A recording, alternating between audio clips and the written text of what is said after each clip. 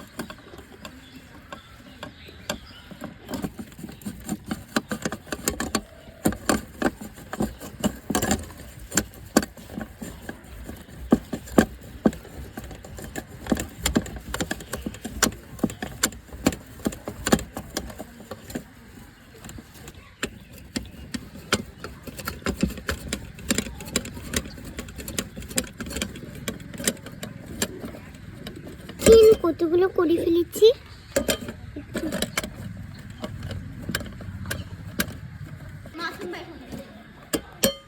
ডিম কুচি কুচি করা শেষ। এবার আমি ধনিয়া পাতা দিয়ে দিচ্ছি,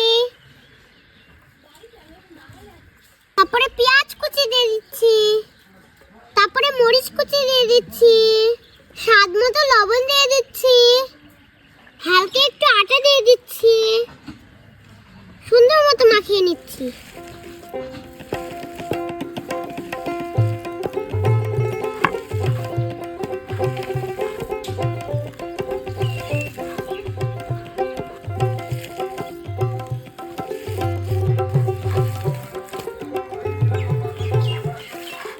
ডিমটা মাখানো হয়ে গেছে, তো এবার আমি দুই হাতের সাহায্যে গোল গোল করে নেব। এই যে দেখুন কি সুন্দর লাড্ডুর মতো হয়েছে। এভাবে এক এক করে বানিয়ে নেব।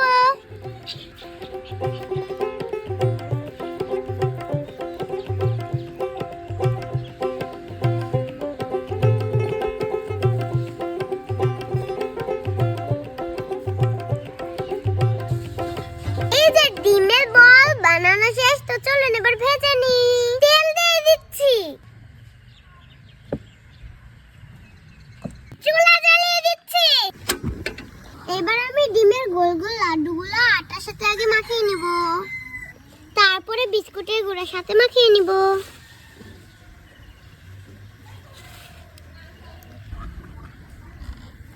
এবার তেলে ছেড়ে দিব গরম তেলে। এইভাবে এক এক করে বানিয়ে নিব।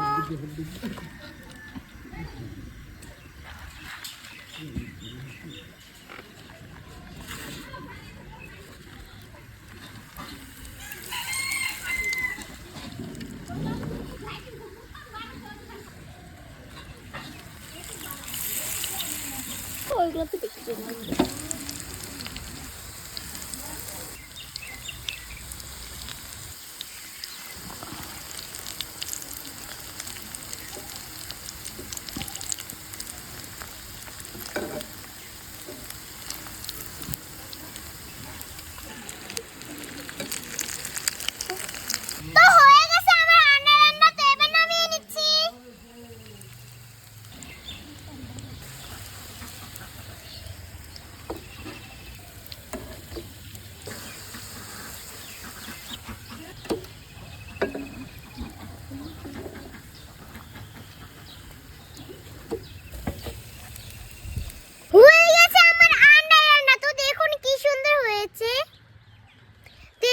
জানাই কেমন মজা হয়েছে।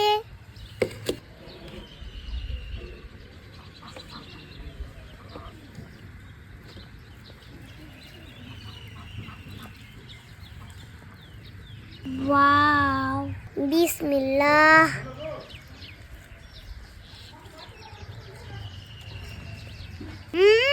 দারুন! আপনারাও বাসায় ট্রাই করতে পারবেন। এরকম আন্ডা রান্না খুব সহজেই তৈরি করতে পারবেন বাসায়। তো ভালো থাকবেন, সুস্থ থাকবেন। আল্লাহ